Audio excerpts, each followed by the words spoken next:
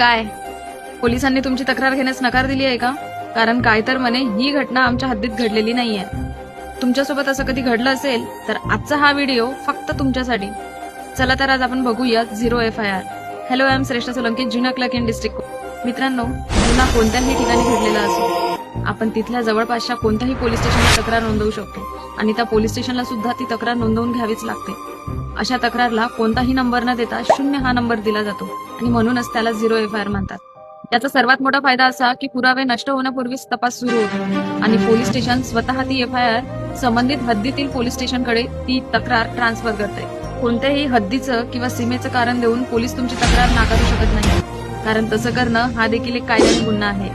अनेकदा अपघाताच्या वेळी किंवा कायद्याच्या वेळी लोक गोंधळून जातात, कारण त्यांना सांगण्यात येतं की हे आमच्या हद्दीत येत नाही. पण अशा वेळी कायदा तुम्हाला अधिकार देतो की तुम्ही जवळच्या कोणत्याही पोलीस स्टेशनमध्ये तक्रार करू शकता. संकट समयी हद्दीचा विचार करू नका आणि जवळचंच पोलीस स्टेशन गाठा.